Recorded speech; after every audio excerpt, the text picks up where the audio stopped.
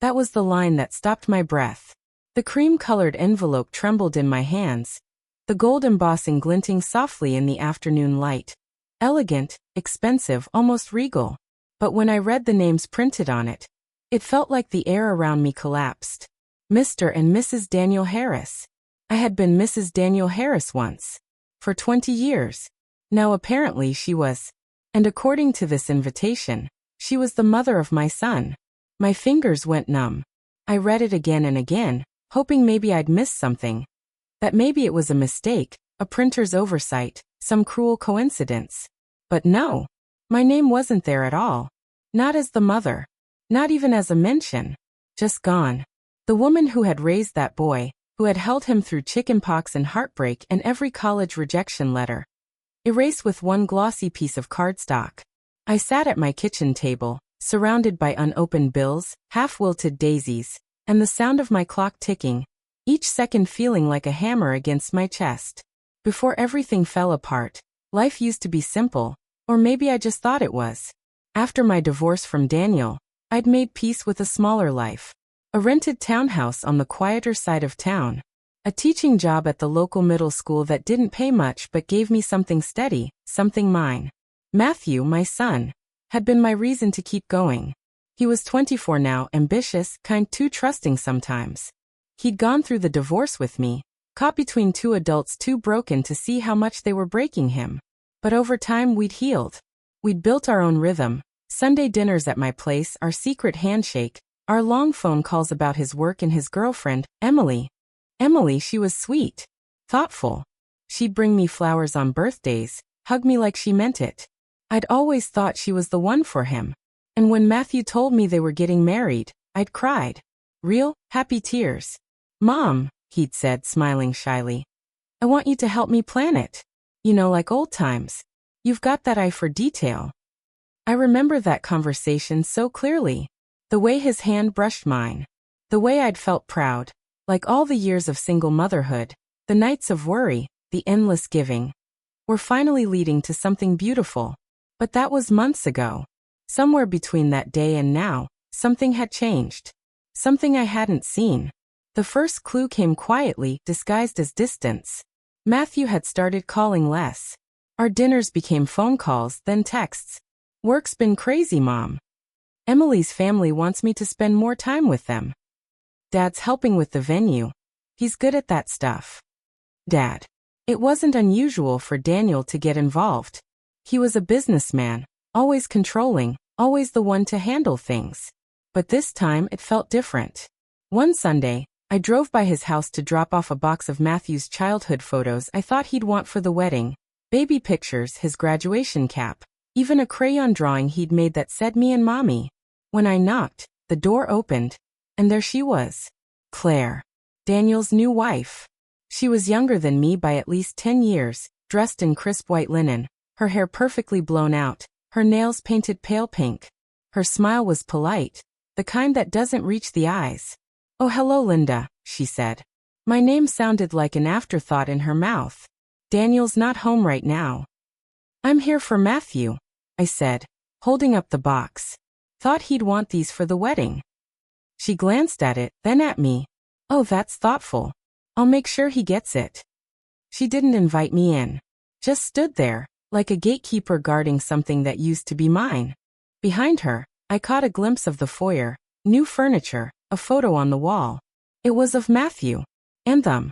Daniel, Claire, and Matthew, smiling together, dressed formally. A family portrait. My throat went dry. I hadn't been part of a family portrait in years. When I got back to my car, I sat there for a while, hands gripping the steering wheel, staring at that house that used to be mine. I told myself it didn't matter. Matthew was happy, that was what mattered. But a mother knows. There was a chill in my chest that day, one I couldn't quite shake. A few weeks later, I received a text from Emily. Hey Mrs. Harris. Just confirming your address for the invites, red heart. I smiled. Yes, it's the same one, dear. So excited for you too. She didn't reply. Not even a heart emoji back. And now I knew why. Because that envelope, that elegant gold-embossed betrayal, arrived 3 weeks later, and it didn't have my name anywhere on it. I was nobody. Not the mother of the groom. Not even mentioned as a guest of honor. Just a name on the guest list, probably added at the last minute out of obligation. I felt humiliation rise like bile. The kind that makes your throat burn, your heart twist, your hands tremble. How could Matthew, my son, let this happen? How could Daniel? And Claire? Had she done this? I called Matthew that evening. My voice shook, but I tried to keep it calm. Sweetheart, I began. I got the wedding invitation today. Oh good, he said, cheerful, distracted. Yeah, Emily worked really hard on them. I noticed something, I said softly. It says, Mr. and Mrs. Daniel Harris invite you. It lists your father and Claire as your parents. There was silence. A long loaded silence. Then a sigh. Mom, please don't make this a big deal. My heart cracked. A big deal? Matthew, it says she's your mother. I didn't design it, he said quickly. Dad handled all that. It's just how it's written. It doesn't mean anything.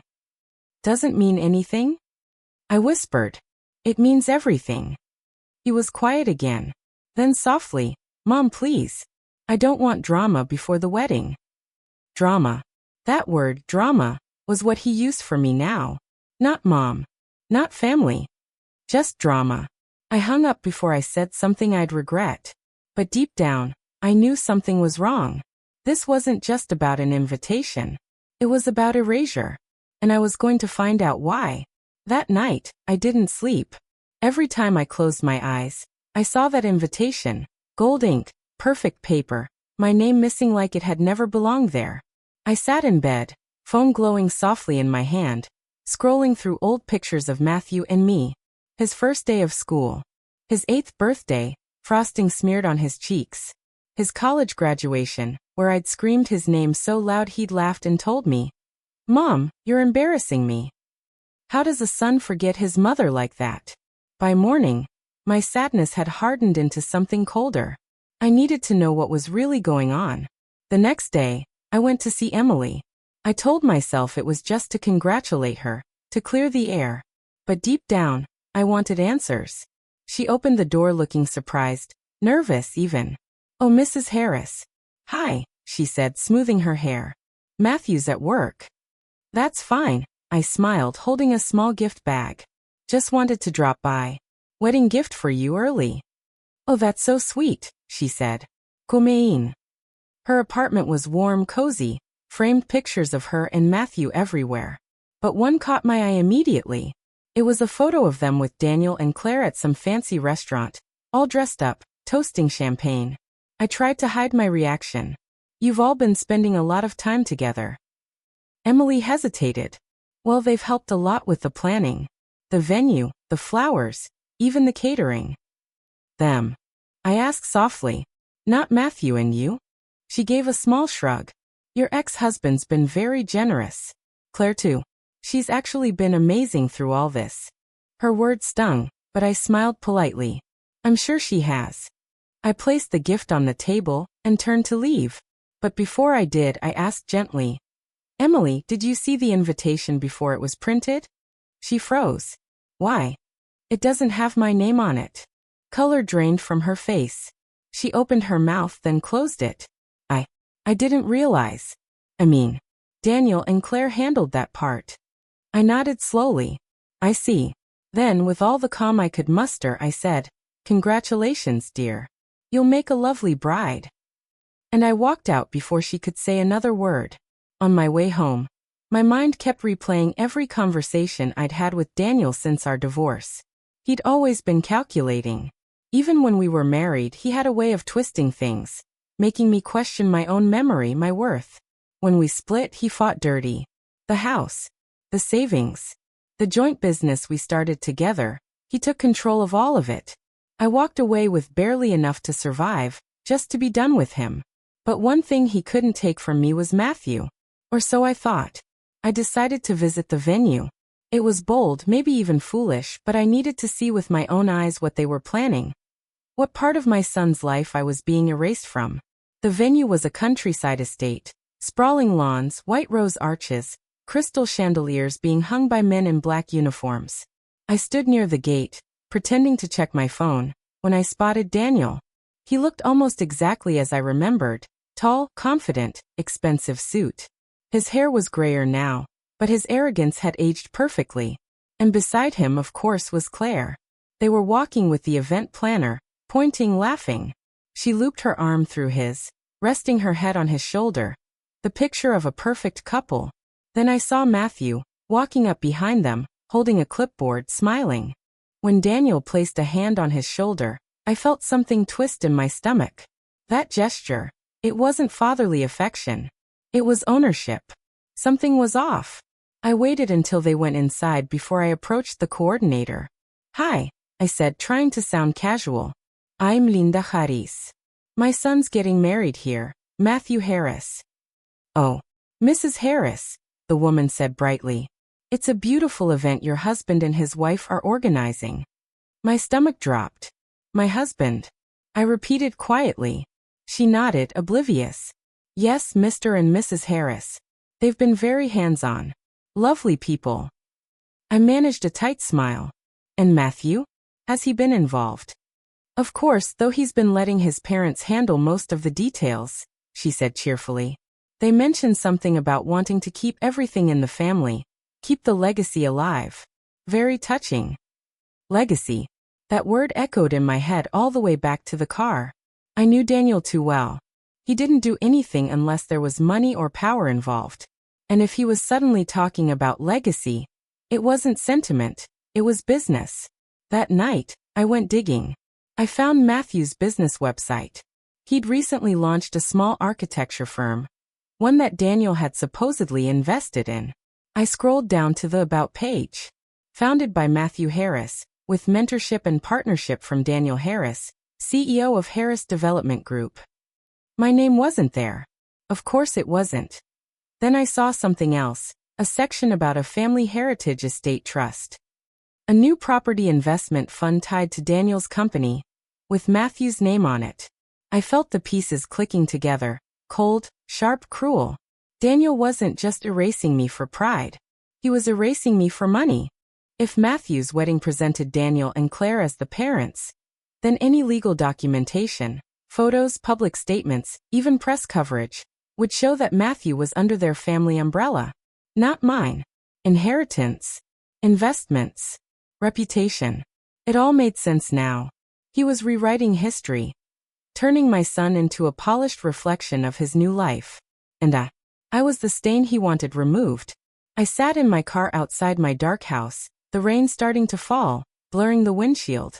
I felt something inside me fracture, grief, anger, disbelief all tangled together. I whispered to myself, "He's taking him away from me." For a moment, I almost gave up. Almost told myself to let it go. That Matthew was grown, that it wasn't my place anymore. But then I looked at that old photo taped to my dashboard. Me holding baby Matthew, his tiny hand gripping my finger. And I remembered every sleepless night, every scraped knee, every sacrifice I made to raise him when Daniel was too busy chasing wealth. No, he wasn't taking my son from me. Not this time. The next morning, I woke up with a plan. I'd spent too many years letting Daniel win. Too many years staying quiet to keep the peace. But peace meant nothing when your existence was being written out of your own child's story. If Daniel wanted to erase me, he'd have to look me in the eye first. So I called Matthew. He didn't pick up. I waited, then texted. "We need to talk. In person. Please." An hour later he replied. "Mom, I'm busy. Can we do it after the wedding?" After the wedding. The words felt like a lock closing. I typed back. "If you want me there, we need to talk before." He didn't answer. I sat on the edge of my bed, staring at that blinking delivered checkmark until my heart went numb. Then I took a deep breath, picked up my purse, and drove to Daniel's office. The receptionist recognized me instantly, awkward smile, darting eyes. "Hi, Mrs. Harris. I mean Miss Harris," she stammered. "Linda's fine," I said calmly. "Is Daniel in?" She hesitated. "He's in a meeting right now." "I'll wait." She gave me that nervous, polite look that said she'd rather I didn't. But something in my tone must have told her I wasn't leaving. 10 minutes later, Daniel walked out, his usual confidence filling the room before his voice even did. "Linda, he said, half surprised, half annoyed. This is unexpected. I stood. We need to talk. He gestured toward his office, closing the door behind us. The room hadn't changed much, still sleek, cold, full of leather and glass. The kind of place that looked rich, but felt empty. He leaned against his desk. What is it this time? I met his eyes. Why did you put Claire's name on the wedding invitation as Matthew's mother? He smirked slightly as if amused. I didn't put anyone's name. It's traditional wording, Linda. The father and his wife host the wedding. Traditional. I repeated. Is it also traditional to pretend the boy's real mother doesn't exist? He sighed, the way he used to when he thought I was being emotional. You're overreacting. You'll still be there, won't you? You got an invitation. An invitation to watch someone else take credit for raising my son? I asked quietly. His smile vanished. Linda, don't make this difficult. You left that life behind years ago. I left you, Daniel, I said. Not my son. He turned, pacing slightly. You always do this. Always turn things into a scene. Matthew doesn't need that at his wedding. My voice trembled, but I didn't back down. You've been trying to rewrite our history for years. First the business, then the friends we used to share, now Matthew. He stopped pacing. He's a man now. He chooses who he wants in his life. Do you really believe he chose this? I whispered. Silence. His eyes flickered, just for a moment, the tiniest crack in his composure. That was when I knew I was right. I left his office shaking, but not defeated. Daniel wasn't going to admit it, but I'd seen the truth in his face. There was something more, something he was hiding from Matthew. I needed proof, and I knew exactly where to find it. A few nights later, I went to Matthew's firm after hours. He'd given me a spare key months ago, just in case, he'd said. He never took it back. The office was small, cozy, the kind of place built with dreams, not money. There were sketches on the walls, coffee cups scattered around, notes scribbled in his handwriting. I smiled softly, running my fingers along one of his drawings. A house, simple but elegant. Then I saw the file cabinet in the corner. I hesitated, guilt twisting in my chest. But then I remembered that invitation. I opened the drawer. Inside were business documents, contracts, partnership papers. I flipped through until I saw one that made my stomach turn. Harris Development Family Trust Agreement. I scanned the text. It listed Daniel Harris as the principal trustee, Matthew Harris as the successor, and Claire Harris as the co-beneficiary spouse. There was a section about family continuity, stating that in all public and legal contexts, the Harris family estate and trust shall be represented by Daniel and Claire Harris and their son, Matthew Harris. Their son.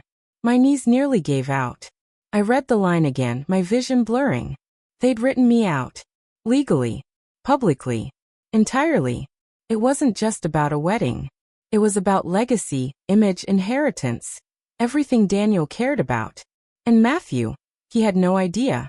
I drove straight to his apartment, my heart pounding so hard it hurt.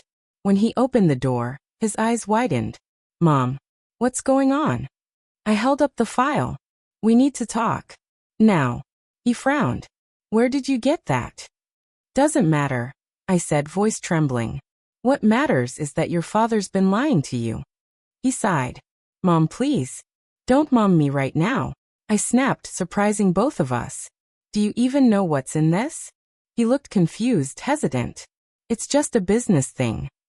It's not just business, I said, stepping closer. It's your father rewriting your life. Making it look like she's your mother. Making it look like I never existed. He blinked, stunned. That's not true. Read it. I shoved the paper into his hands. Read the line that says their son. His eyes scanned the page. I saw the moment the color drained from his face. Mom. I didn't know, he whispered. Dad said it was just a formality. Something for the trust. Matthew. I said softly, my anger melting into grief. He's using you. He's using your wedding to make it look real. He sat down, head in his hands. I thought he was just helping. I didn't want to choose sides. Tears stung my eyes. You didn't have to choose sides, honey. You just had to see who was fighting to be there for you. He looked up at me, guilt and confusion clouding his face. Mom, I'm sorry. I didn't mean to hurt you. I knelt beside him. I know you didn't. But now you know the truth. And you need to decide. Whose story are you going to let them tell? He didn't answer right away. But I saw something shift in him. A realization. A crack in the illusion his father had built. When I left that night, I didn't know what he'd do. But for the first time in weeks I felt lighter. Because now Daniel's perfect plan had a flaw. And that flaw was the truth. The morning of the wedding came wrapped in mist. A pale, silvery kind of fog that made everything look suspended. Quiet, uncertain. I stood before the mirror in my small bedroom, smoothing the fabric of the navy blue dress I'd picked weeks ago. It wasn't fancy, but it was dignified. The kind of dress a mother wears when she knows she won't be sitting in the front row. As I fastened the delicate gold bracelet Matthew had given me on my 50th birthday, my heart fluttered between hope and dread. He hadn't called since that night. Not to say he'd confronted his father. Not to say I was wrong.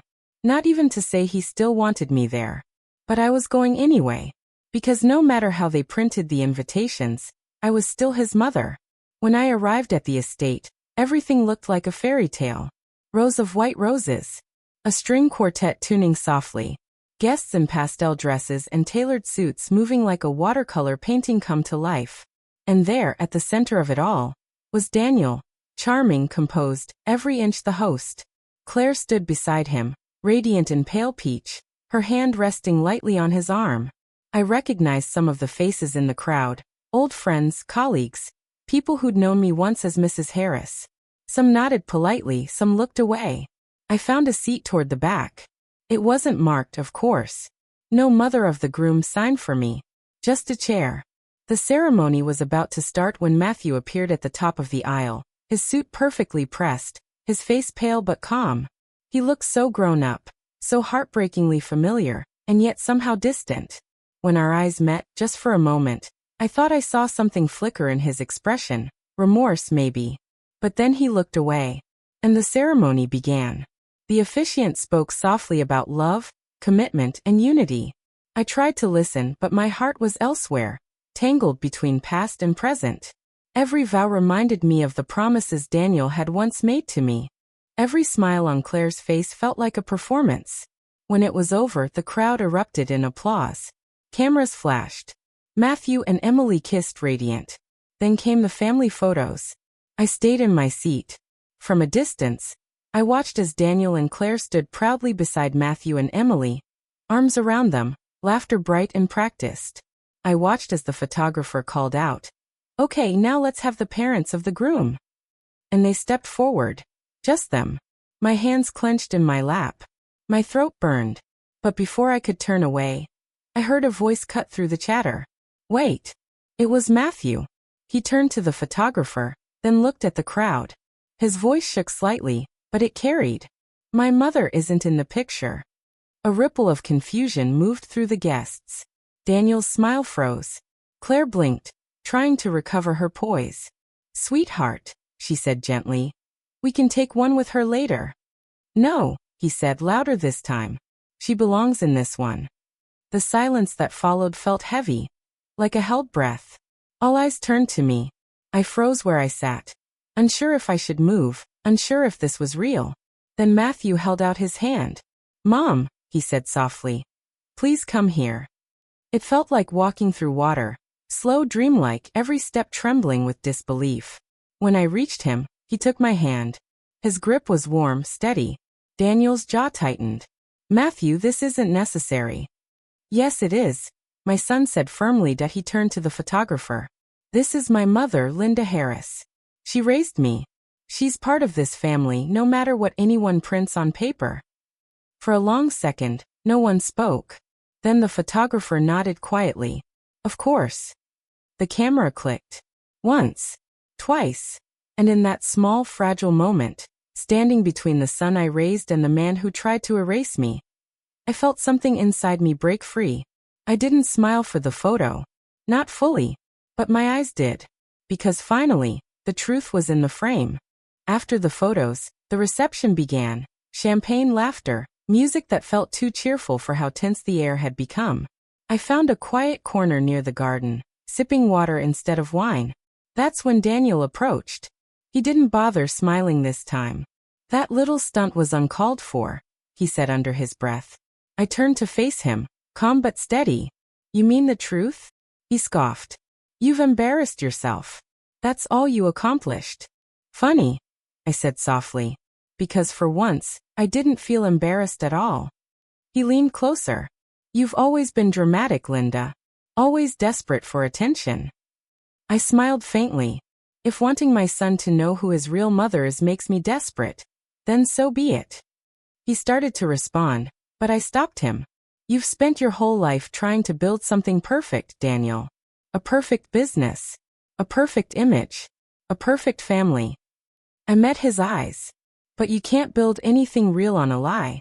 It always cracks." For a moment he said nothing. Just stared at me, the faintest flicker of uncertainty in his face. Then he turned and walked away. Later, when most guests had gone, Matthew found me outside under the fairy lights. "Mom," he said quietly, "I'm sorry." I turned to him, my eyes soft. "You already said that." "No," he said, voice shaking. "Not enough. I let him control too much. I let him make me feel like I owed him everything." I touched his cheek. "He's your father. It's hard to see past that." He swallowed hard. I tore up the trust papers. I blinked. "You what?" "I called my lawyer this morning," he said. "Before the ceremony. I told him to remove my name from anything tied to Dad's company. I don't want his money, Mom. I just want peace." Tears welled in my eyes, pride, sorrow, relief all tangled together. I whispered, "You don't know how much that means to me." He smiled faintly. "Actually, I think I do." When the night ended, I watched him and Emily dance, her head on his shoulder, his eyes finally light again. And for the first time in a long while, I didn't feel like an outsider. I felt like a mother who had fought for her place, and won it back, not with revenge, but with truth. As the guests drifted away, Emily came to hug me. "Thank you," she whispered, "for standing your ground." He needed to see that. I smiled through tears. We all did. And as I walked to my car beneath the string lights, I felt something I hadn't felt in years. Peace. Real quiet peace.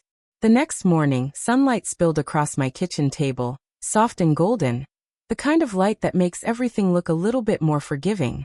My house was quiet. No phone calls, no whispers, no rehearsed apologies. Just silence, and the faint hum of the refrigerator. I sat there with a cup of coffee, staring at the framed photo of Matthew on the mantel. The same one taken years ago on his first day of college. His grin was pure fearless. Yesterday had felt like standing in the eye of a storm. Today felt like the calm after it. For years, I'd let myself believe I had to fight for every inch of space in my own family's story. But maybe I was finally learning. The truth doesn't always need a fight. Sometimes it just needs to be seen. Later that afternoon, my doorbell rang. When I opened it, Matthew stood there. No tuxedo this time, no camera flashes. Just him. "Hi," he said softly. I smiled. Suatart. Komein." He stepped inside, holding a small paper bag from the bakery downtown. The one we used to go to every Sunday after church. "I brought cinnamon rolls," he said, awkwardly grinning. "Still warm." I laughed. "You remembered." We sat at the table, the same one where we used to do his homework, where we'd celebrated birthdays and cried over report cards. It felt like coming home, for both of us. For a while we just ate in silence, the quiet filled with something gentle. Then he said, "Emily told me she was proud of you." I looked up, surprised. "Of me?" He nodded. "She said she's never seen anyone stand so strong without being cruel." I smiled faintly. "I spent years being angry at your father. But anger just builds walls. Truth builds bridges." He nodded, eyes soft. "That's what Emily said too. She said you reminded her what integrity looks like." After a pause, Matthew sighed, running a hand through his hair. "I'm moving out of the company house next week. We found a small apartment downtown." "Really?" I said. "That's wonderful." "Yeah," he said, smiling faintly. I want to start my own firm. Something smaller, more honest. I don't need to live under Dad's shadow anymore. Pride swelled quietly in my chest. You're braver than you think. He shook his head. No. I just finally saw who I didn't want to become. Then his voice softened. You know, when I was standing at the altar yesterday, I kept thinking about you. About how you must have felt watching from the back. I swallowed hard. I wasn't watching from the back, sweetheart. I was watching over you. There's a difference. He smiled, his eyes glistening. You always were. Before he left, he pulled something from his jacket, a small envelope. Mom, he said, handing it to me. I had these printed this morning. I opened it carefully. Inside was a single photograph, the one from yesterday. The family photo. There we were, Daniel, Claire, me, Matthew, and Emily, all standing together. But this copy was different. Across the bottom, in soft silver lettering, were the words. My eyes blurred instantly. He said quietly, "That's the one I'm framing, not the other." And before I could say anything, he hugged me, tight, unguarded, like he used to when he was little. I love you, Mom, he whispered. I held him close, feeling the years of distance melt away. I love you more. When he left, I sat there for a long time, staring at that photo, not because it was perfect, but because it was real. Daniel's forced smile, Claire's polite stiffness, my quiet defiance, Matthew's calm, proud eyes. It was a portrait of everything that had broken us, and everything that had survived anyway. A week later, I got a letter in the mail. It was from Daniel. I hesitated before opening it, half expecting blame, half preparing for silence. But inside was a short note, handwritten in his familiar, rigid script. Linda, I suppose congratulations are in order. You've made quite an impression. Matthew looks at you now the way he used to, before all this. Maybe I should thank you for that. I won't pretend I understand your choices, but I respect that you made them. Take care of yourself. Daniel. It wasn't an apology. Not really. But it was something. For a man who spent decades denying my place, that letter was the first quiet acknowledgement that I still existed in the story. And somehow that was enough. A few weeks later, Emily invited me over for dinner at their new apartment. It was small, cozy, filled with books and laughter. She served pasta, Matthew poured wine, and they played music from an old speaker that kept skipping every few songs. At one point, Emily leaned over and said, "We want you to come by every Sunday. Dinner, no excuses." I laughed. Every Sunday, she said firmly. Family tradition. We're starting new ones. And just like that, something I thought I'd lost forever began to rebuild itself, quietly, lovingly, one meal at a time. One night, as I was leaving, Matthew walked me to my car. He said softly, "You know, I used to think strength meant control. That's what Dad always taught me." I looked at him. "And what do you think now?" He smiled a little sadly. "Now I think strength looks a lot like forgiveness." I touched his cheek. "Then you've already found it." He hugged me again before I left, and this time I didn't cry, because I knew finally that he was okay. And so was I. A month later, I stood in front of the same mirror where this all began. My reflection older, wiser, maybe even a little softer. The gold bracelet still glimmered on my wrist. But it didn't feel like a reminder of what I'd lost anymore. It felt like proof of what I'd reclaimed. Not revenge. Not validation. Just peace. Because sometimes life doesn't give you the ending you want. It gives you the truth you need. And the truth, once spoken, never disappears. When people hurt us, we want to believe that justice means seeing them fall. But sometimes justice is simply standing tall again yourself. I used to think forgiveness meant weakness, letting people off the hook. But I've learned that forgiveness is the quietest form of strength. It doesn't mean forgetting. It means remembering without breaking. My ex-husband built his life on a lie. I built mine again on truth. And that truth found its way back. Through my son, through love, through everything that tried to bury it. So if you've ever been erased, if someone ever made you feel like your story didn't matter, remember this. You don't need to beg to be seen. You just need to stand where you belong. The rest will fall into place.